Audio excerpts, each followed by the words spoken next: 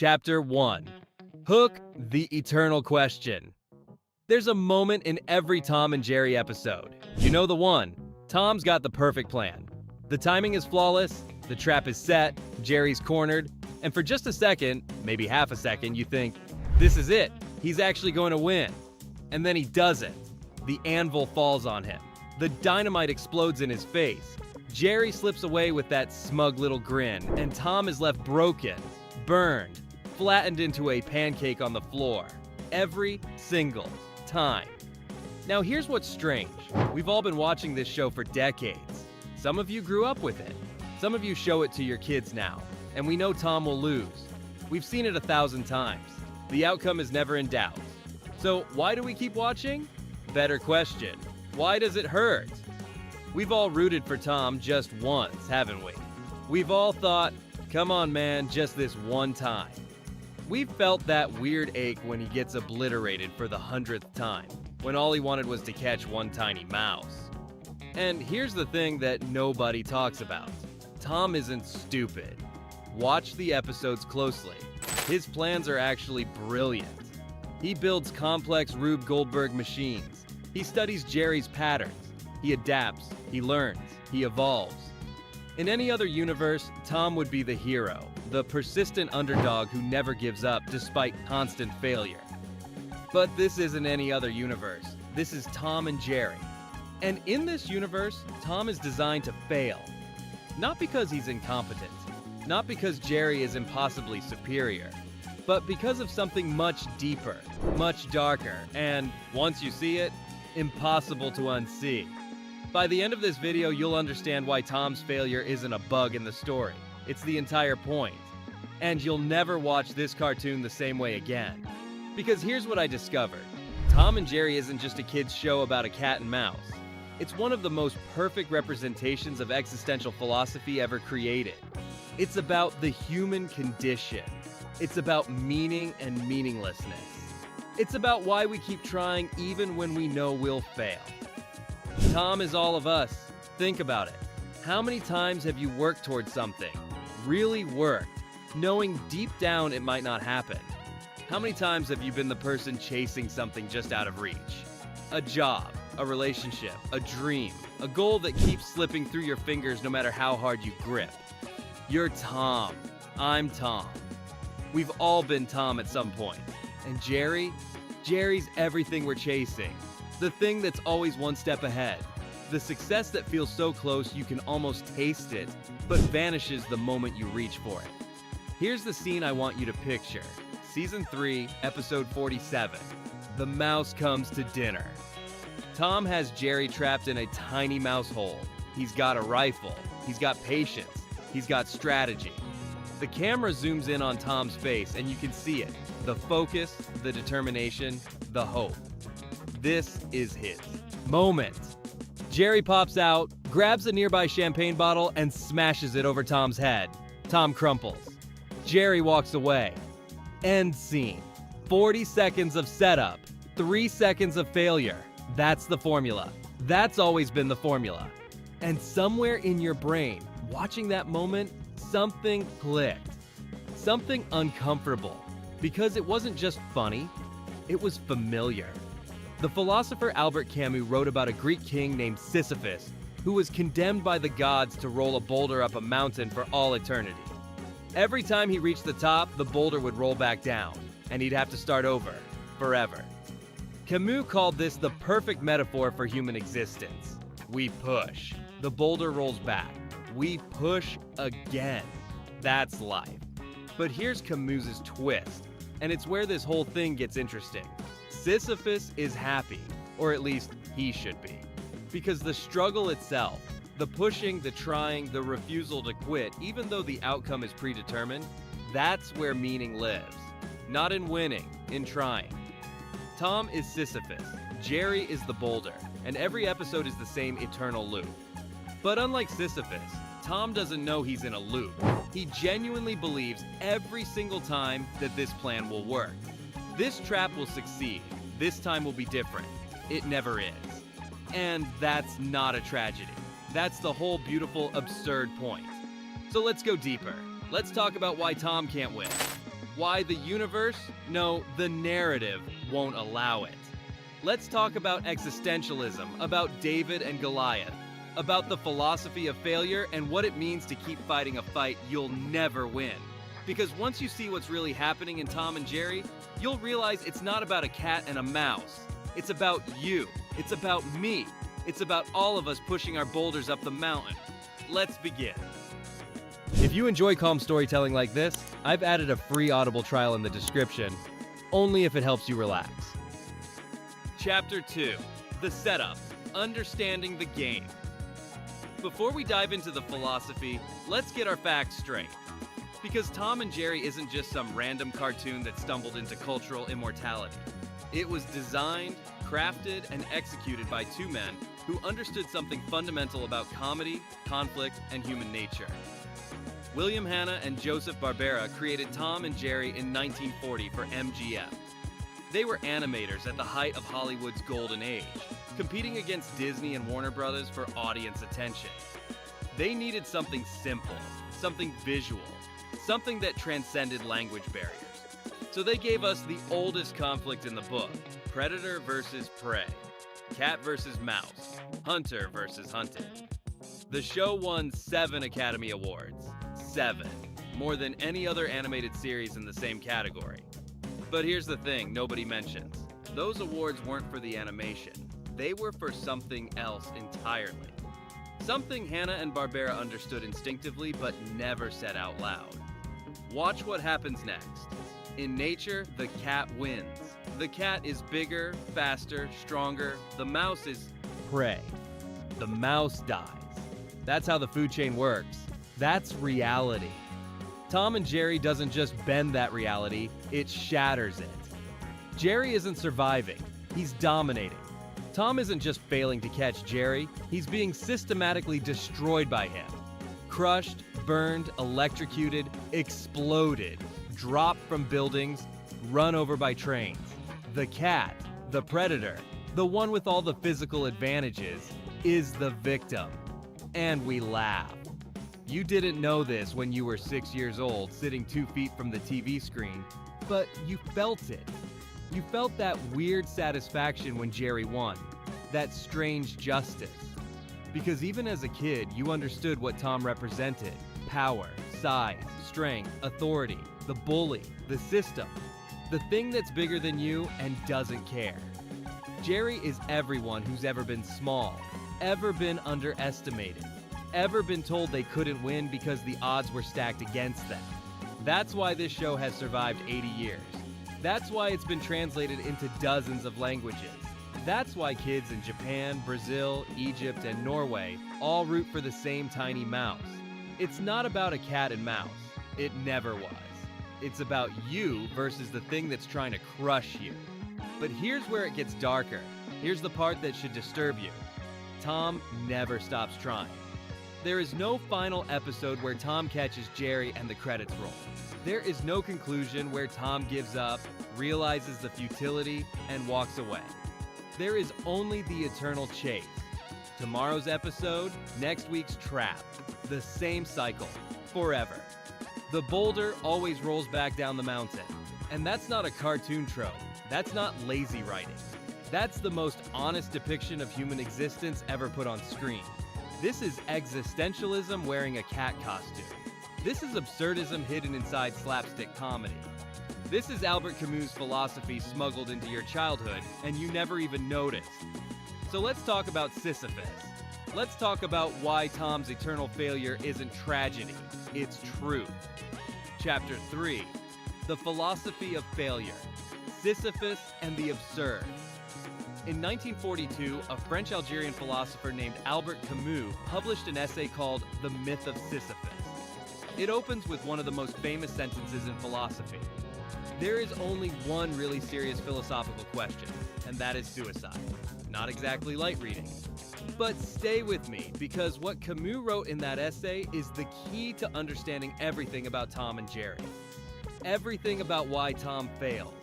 Everything about why we keep watching. Everything about why this matters. Camus tells the story of Sisyphus, a king from Greek mythology who pissed off the gods. His punishment? He was condemned to push a boulder up a mountain. When he reached the top, the boulder would roll back down. He'd walk back down, put his hands on the rock, and push it up again. Forever. No escape, no end. No point. Just the rock, the mountain, the push, the fall. Repeat. Camus looked at this myth and said, this is us. This is human existence in a nutshell. We wake up, we go to work. We come home, we sleep, we wake up. We do it again. We chase goals, we achieve them. We set new goals. We chase those. We build things. They fall apart, we build them again. We push the boulder up the mountain and it rolls back down. And here's the question that haunted Camus. If life is just endless repetition with no ultimate meaning, why don't we all just quit? Why keep pushing? Why keep trying? Why not just stop? This is what Camus called the absurd. The collision between human beings who desperately crave meaning, purpose, and answers, and a universe that is cold, silent, and indifferent. We ask why, and the universe says nothing back. We want our struggles to mean something. We want the boulder to stay at the top. We want permanence, progress, purpose. The universe doesn't care. That's the absurd. That's the human condition. And that's Tom. Every single episode, Tom wakes up with purpose. He's hungry. He sees Jerry. He makes a plan. The plan is detailed, creative, often ingenious. He executes it, and it fails. Next episode, same thing. Tom is Sisyphus with fur. The boulder is Jerry. The mountain is the house, the backyard, the kitchen, wherever the chase happens. And the gods who designed this torture, that's Hanna-Barbera, the writers, the animators, the narrative itself. Tom is designed to push. Jerry is designed to roll back down. Now here's where Camus gets interesting, because he doesn't say Sisyphus's life is meaningless. He doesn't say we should give up. He says something much stranger, much more beautiful. One must imagine Sisyphus happy. Happy. Not content. Not satisfied. Not resigned. Happy. How? How can someone condemned to eternal, pointless repetition be happy? Because Camus argues the struggle itself is enough. The pushing is the point. Sisyphus's life has meaning not in spite of the absurdity, but because of it. He finds freedom in accepting the absurd. He finds joy in the revolt, in refusing to stop even though stopping would make perfect sense. Every time Sisyphus walks back down that mountain to push the rock again, he's saying to the gods, "You can make me push this boulder forever, but you can't make me despair. You can't make me quit. I choose to push." That's the rebellion. That's the freedom. That's the happiness. Now look at Tom. Episode after episode, year after year, decade after decade, Tom gets destroyed, flattened, humiliated, burned alive. And what does he do? He gets back up. Next episode, he's back. New plan. Same hope, same determination. The anvil that crushed him last week is irrelevant. The explosion that vaporized him yesterday is forgotten. Tom doesn't remember his failures because Tom doesn't live in the past. Tom lives in the push. He's not happy because he's catching Jerry. He's happy, or at least he's alive, because he's trying to catch Jerry. The chase is the point. The effort is the meaning. You see it in his face sometimes. Those brief moments before the trap springs, before the plan collapses. Tom's eyes light up. There's excitement there, hope, purpose. He's not thinking about the 1,000 times this didn't work. He's thinking, this time, it works. And when it doesn't, when the dynamite explodes in his face and his whiskers are smoking and his fur is charred black, he shakes it off, and he tries again. That's not stupidity. That's not denial. That's existential rebellion. Tom is rebelling against the universe that designed him to fail. He's rebelling against the narrative that says he's the villain, the loser, the fool. He's rebelling against the futility of his own existence by refusing to accept it. Every scheme is Tom saying, "I don't care what happened yesterday. Today's different. Today I win." He never does, but that's not the point. The point is that he tries. The point is that he doesn't quit. The point is that somewhere in that eternal loop of failure, Tom found something that Sisyphus found. The absurd doesn't have to break you. It can free you. One must imagine Sisyphus happy. One must imagine Tom happy. Not because he catches Jerry, but because he never stops trying. Chapter 4. Why Tom Can't Win. The Existential Trap. But let's be honest for a second. You're probably thinking, okay, cool philosophy and all, but come on. Tom loses because he's bad at this. He's clumsy, he's overconfident, he makes stupid mistakes. Fair point. Let's test it. Go back and watch the episode. Really watch them. Pay attention to Tom's plan. In Mouse Trouble, Tom buys a book called How to Catch a Mouse. He follows the instructions exactly. He uses cheese as bait, sets the trap according to the diagram, waits in position. The plan is textbook. It should work. It doesn't. Jerry turns the trap against him. Tom gets caught in his own contraption. In The Yankee Doodle Mouse, Tom builds an elaborate series of booby traps using military-grade explosives, tripwires, and perfectly calculated trajectories. We're talking engineering precision here. This isn't slapstick stupidity. This is strategy. Jerry wins anyway. In Catfishing, Tom outsmarts Jerry. Actually outsmarts him. Gets him cornered. Has him beat. Victory is 1 second away, and then Spike the Bulldog shows up, or Tom slips on a banana peel. Or the universe intervenes in some other arbitrary way and snatches defeat from the jaws of victory. Here's what you need to understand. Tom doesn't lose because he's incompetent. Tom loses because the game is rigged. And this is where the existential trap reveals itself. Tom is fighting for satisfaction. Jerry is fighting for survival. Read that again. Because that asymmetry, that difference in stakes, is everything. When Tom chases Jerry, he's hungry. Maybe he's annoyed. Maybe his pride is wounded. But Tom has options. There's food in the house. There's a bowl with his name on it. If Tom gives up the chase, he doesn't starve. He doesn't die. He just moves on. Jerry doesn't have that luxury. When Tom chases Jerry, Jerry is running for his life. Every chase is life or death. Every trap is an execution device. Every scheme Tom builds is designed to kill him. Jerry can't afford to be caught even once. One mistake and he's done. So who do you think is going to fight harder? Who's going to be more creative? More desperate? More willing to do anything to win?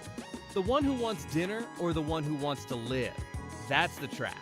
That's why Tom can't win. Because desperation creates genius. Fear sharpens the mind. When your life is on the line, you find solutions you didn't know existed. You pull miracles out of thin air because the alternative is death. Tom is comfortable. Tom is safe. Tom has the luxury of failure. Jerry doesn't.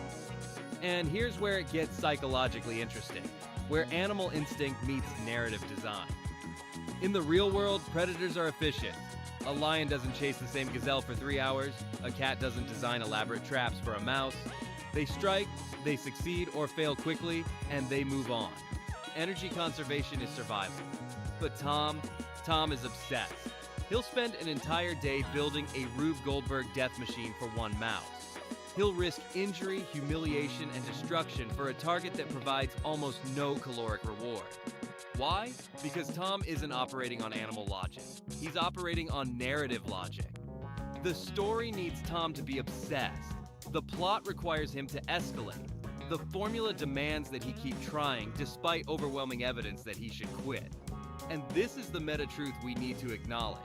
Tom can't win, not because of who he is, but because of what he is. He's a character in a story where his victory would mean the end of that story. From a pure narrative economic standpoint, Tom's failure is the product being sold. We don't tune in to see Tom succeed. We tune in to see how he'll fail this time. His defeat is the entertainment. His humiliation is the punchline. Tom is trapped in a narrative contract he never signed. He pushes the boulder because the gods demand it. He chases Jerry because the audience expects it. He fails because success would break the machine that gives him existence. It's not that Tom knows this on any conscious level. He's not sitting there having an existential crisis about narrative structure. But the writers know it. The audience knows it, and we all participate in this collective agreement. Tom must lose so the show can continue. That's the trap. Not stupidity, not bad luck. Design. Tom is cursed with eternal effort and eternal failure, not by his own limitations, but by the very structure of the story he's trapped in. And once you see that, you can't unsee it. Every episode becomes a tragedy. Every plan becomes futile before it even starts. Every moment of hope becomes heartbreaking because you know, it's already over. Tom never had a chance. The game was rigged from the beginning. Chapter 5, The Design of Perpetual Defeat. Let's talk about something uncomfortable. What would actually happen if Tom won? Picture it. Tom finally catches Jerry. The trap works. The plan succeeds. Jerry is cornered, captured, defeated. Tom stands there, victorious, holding the mouse in his paw. Now what? Does Tom eat Jerry? Does the screen fade to black? Do we hear crunching sounds while the credits roll? No, because the moment Tom wins, the show becomes a horror story. This is the narrative paradox that Hanna-Barbera understood instinctively. Tom's victory is Jerry's death. And Jerry's death means we've been watching a murder attempt for the last 7 minutes. Suddenly, this isn't a cartoon. It's a snuff film. The audience can't handle that. Kids definitely can't handle that. So the writers made a choice. A brilliant, brutal choice. Tom must never win because his victory would destroy the illusion that this is all just harmless fun. Tom's failure isn't a bug. It's a moral safeguard. Think about the psychology here. We laugh at Tom getting hurt because Tom is the aggressor. He's bigger. He's stronger. He initiated the violence. When the anvil falls on his head, it feels like justice. It feels earned. But if Tom actually succeeded, if we watched him corner Jerry, saw the fear in Jerry's eyes, watched him raise his paw for the killing blow, we'd stop laughing. We'd stop watching. The entertainment would collapse into something dark and disturbing. So the writers built a system, a narrative machine, that guarantees Tom's defeat while making it feel like he had a chance. Every episode follows the same formula. 1. Tom sees Jerry. 2. Tom makes a plan. 3. The plan seems clever. 4. The plan fails. 5. Tom suffers consequences. 6. Reset for next episode. This isn't lazy writing. This is ritual. This is structure as philosophy. Each episode is a controlled experiment in failure, and we're the scientists watching the same hypothesis get disproven over and over again. The hypothesis? This time, Tom will win. The result? No, never, not ever. And here's what makes this psychologically fascinating.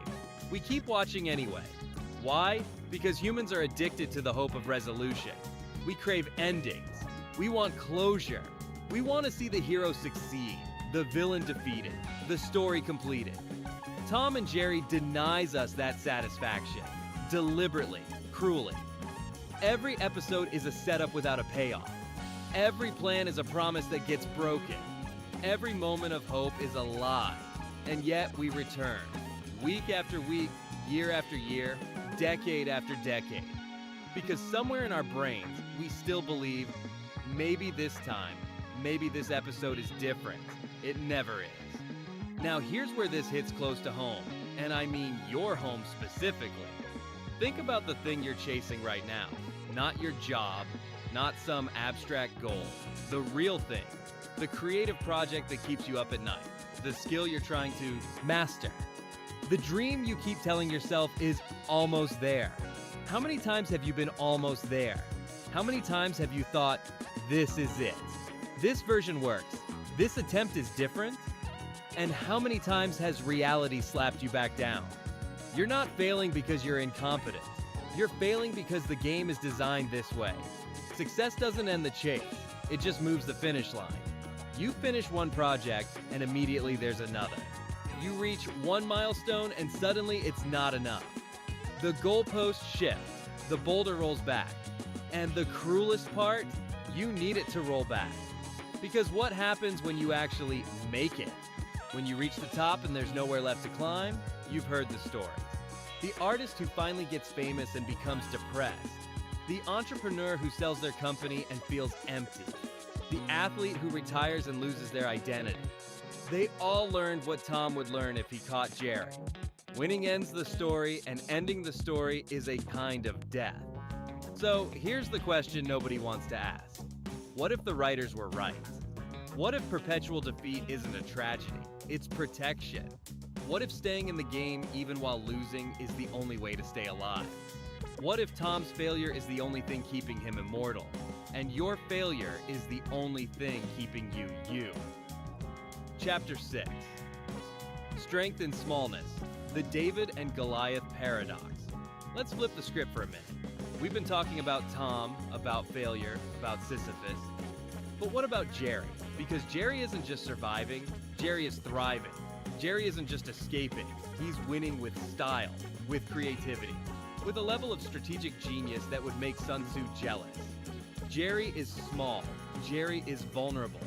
Jerry should, by all natural laws, be dead 1,000 times over. Instead, he's untouchable.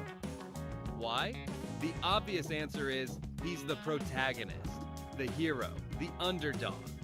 We root for him because he's small and Tom is big, and we love seeing the little guy win. But that's not the full picture. There's something deeper happening here. Something that applies to every asymmetric conflict in history, from ancient battles to modern startups to personal struggles. Being small is a superpower, if you know how to use it. Let's break down Jerry's actual advantages. Size. Jerry can fit places Tom cannot. Mousehole escapes. Cracks in walls, spaces under doors. Jerry's smallness isn't a weakness, it's mobility. While Tom is constrained by his size, Jerry has an entire secondary geography to work with. Speed. Pound for pound, Jerry is faster. Not because mice are inherently quicker than cats, but because Jerry's survival depends on split-second reactions. Tom can afford to be slow, Jerry cannot. Creativity under pressure. Here's the big one. Jerry doesn't have the luxury of elaborate planning. He doesn't have time to build complex traps or study instruction manuals. He has to improvise, constantly. And improvisation, real, desperate, life or death improvisation, breeds innovation. When Tom builds a trap, he's working from a position of security. He has time. He has resources. He can afford to fail and try again tomorrow. When Jerry counters a trap, he's working from a position of terror. He has seconds. He has whatever's nearby. He gets one chance. And that asymmetry, that difference in stakes, forces Jerry to think in ways Tom never will. This is the David and Goliath paradox, and it plays out everywhere in human history. The American Revolution, a scrappy colonial militia defeats the most powerful empire on earth. How? By refusing to fight by the empire's rules. Guerrilla tactics, asymmetric warfare, using terrain, speed, and local knowledge against a larger, slower, more conventional force. Startup culture, tiny companies with no resources compete against billion-dollar corporations. How? By being faster, more adaptable, more willing to break rules and try insane ideas because they have nothing to lose. Personal struggle, you, right now, competing against people with more money, more connections, more advantages. How do you win? By being hungrier, more creative, more willing to find the cracks in the system that bigger players don't even see. Jerry doesn't win because he's stronger than Tom. Jerry wins because he's been underestimated. Tom sees a mouse and thinks, prey, small, weak, easy. That assumption is Tom's fatal flaw. Jerry sees Tom and thinks, threat, dangerous, must outsmart or die. That awareness is Jerry's greatest weapon. When you're big, you fight with confidence. When you're small, you fight with necessity. And necessity is a far more powerful motivator than confidence. Tom has the luxury of arrogance. Jerry has the clarity of desperation. Tom can plan. Jerry must react. And in a chaotic, unpredictable world, our world, the real world, the ability to react, adapt, and improvise beats the ability to plan every single time. This is why revolutions succeed, why underdogs win championships, why David Stone hits Goliath's forehead. Not because the small are blessed, not because the universe favors the weak, but because being small forces you to be better.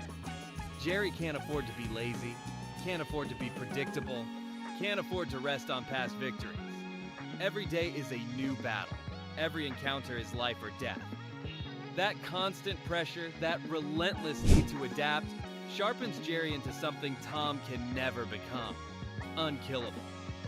Not because Jerry is invincible, but because Jerry has learned to survive in a world designed to crush him. Tom lives in comfort, Jerry lives in war, and in the long run, the one who lives in war learns lessons the one in comfort never will. So here's the uncomfortable truth. Jerry isn't winning despite being small. Jerry is winning because he's small. The constraints aren't holding him back. They're shaping him into something Tom, with all his size and strength, can never defeat. The prey has become the predator, and Tom never saw it coming. Chapter 7. The Rebel's Reward, Camus's Answer. So we've established that Tom is Sisyphus. We've established that the game is rigged.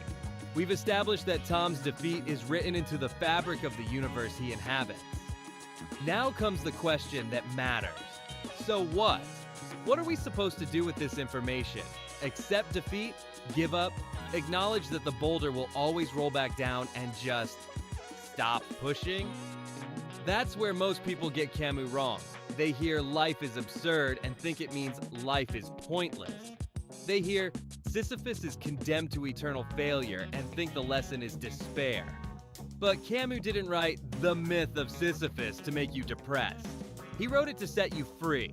Because Camus looked at the absurd, the gap between what we want, meaning purpose, answers, and what the universe gives us, silence, indifference, chaos. And he said there are 3 ways to respond. 1, suicide, physical or philosophical. You can't handle the absurd, so you exit.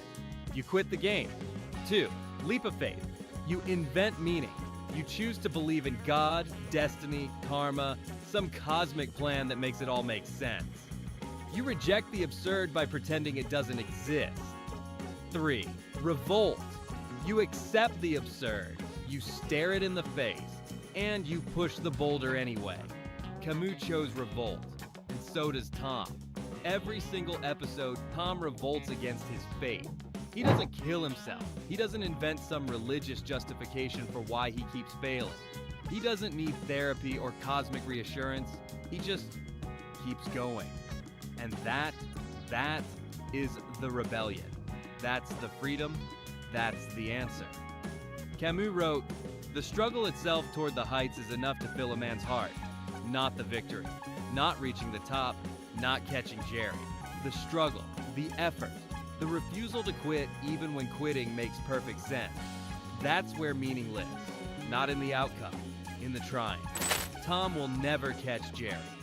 But every time Tom builds a new trap, every time he dusts himself off after an explosion, every time he looks at Jerry with that determined gleam in his eye, he's saying something profound. I know I'll fail. I know the universe is against me. I know this is pointless, but I'm doing it anyway. That's not stupidity. That's not delusion. That's defiance. It's the most human thing you can do. Look at a world that offers you no guarantees, no justice, no fairness, and choose to try anyway. Think about your own life for a second. Really think about it. How much of what you do has a guaranteed payoff? How many of your efforts come with a promise of success? You go to work, maybe you'll get promoted, maybe you won't. You start a business, maybe it'll succeed, probably it won't. You create something, maybe people will care, maybe they'll ignore it. You reach out to someone, maybe they'll respond, maybe they'll ghost you. You don't have guarantees. You never did. The universe doesn't owe you anything. So why do you keep trying? Because the alternative, giving up, stopping, accepting defeat, feels like death. And maybe it is death. Not physical death, but the death of you. The thing that makes you you isn't your achievements. It's your effort, your refusal to quit. Camus believed that once you truly accept the absurd, once you stop looking for cosmic justice or divine plans or guaranteed outcomes, you become free. Free from the pressure of needing to succeed. Free from the weight of expectations. Free from the crushing disappointment of failure, because failure was always the most likely outcome. The boulder was always going to roll back down. Once you accept that, you can start enjoying the push. Tom doesn't catch Jerry, but watch Tom's face in those moments before the trap springs. Watch the focus, the intensity, the hope. He's not thinking about the last 1,000 failures. He's not paralyzed by the knowledge that this probably won't work. He's alive in that moment, fully present, fully engaged. That's the reward, not success, engagement. Camus ends The Myth of Sisyphus with one of the most beautiful sentences in philosophy. One must imagine Sisyphus happy. Happy, not in spite of his punishment, not because he's delusional, but because he's found something the gods couldn't take away from him, his choice to keep pushing. The gods can control the boulder, they can control the mountain, they can control the outcome, but they can't control Sisyphus's attitude. They can't control his decision to find meaning in meaninglessness. They can't make him despair. Sisyphus wins by refusing to be broken, by finding joy in the struggle itself. And Tom does the same thing. Every episode, Tom loses. But every episode, Tom tries. And in that trying, in that relentless, absurd, beautiful refusal to give up, Tom finds something the universe can never take away. Purpose. Not the purpose of winning. The purpose of playing. The game is rigged. The outcome is predetermined. The boulder will always roll back down. But you know what? Push it anyway. Push it because the pushing is the point. Push it because giving up means letting the absurd win. Push it because in a universe that doesn't care whether you exist or not, choosing to exist, choosing to struggle, to try, to fail, and to try again is the ultimate act of rebellion. One must imagine Sisyphus happy. One must imagine Tom happy. One must imagine you happy, not when you win, but while you push. Chapter 8, The Friendship Beneath the Fight. But here's something we haven't talked about yet, something that complicates everything we've said so far. Tom and Jerry don't actually hate each other. I know that sounds insane. We've spent the last 5,000 words talking about eternal struggle, predator and prey, life and death stakes. But go back and watch certain episodes. Really watch them. The Truce Hurts, 1948. Tom, Jerry, and Spike sign a peace treaty. They agree to stop fighting. They shake hands. Well, pause. They become friends. They help each other. They share food. They genuinely seem happy. Until the treaty breaks, of course. Then it's back to chaos. Snowbody Loves Me, 1964. Tom is freezing outside in the snow. Jerry sees him. Jerry could leave him there, should leave him there, by all logic. Instead, Jerry brings Tom inside, warms him up, saves his life. Blue Cat Blues, 1956. Tom is heartbroken, suicidal, sitting on train tracks waiting to die. Jerry sits beside him, not mocking, not celebrating, just there, sharing the pain. There are dozens of these moments, episodes where the violence stops and something else emerges. Something that looks a lot like friendship, and it reveals the truth we've been dancing around this whole time. Tom and Jerry need each other, not in a philosophical, abstract way, in a real, tangible, emotional way. Tom doesn't just chase Jerry for food, he chases Jerry because Jerry gives him purpose. Without Jerry, Tom is just another house cat, lazy, forgotten, invisible. Jerry makes Tom matter, and Jerry doesn't just run from Tom, he taunts Tom. He could escape quietly, efficiently, safely. Instead, he sticks around. He teases, he escalates, he turns survival into performance. Because without Tom, Jerry is just another mouse. Small, insignificant, powerless. So where does all of this leave us? Tom is not stupid, Jerry is not cruel, and Tom and Jerry is not just a cartoon. It's a loop. A perfectly designed, endlessly repeating system where failure isn't a flaw. It's the fuel. Tom can't win because winning would end the story. Jerry can't disappear because disappearance would erase meaning. Their fight is their bond. Their failure is their continuation. Tom is Sisyphus with whiskers. Jerry is the boulder that never stays put. And we are the ones watching from the mountainside, seeing ourselves in every push. Camus said we must imagine Sisyphus happy, not because he succeeds, but because he chooses to keep going.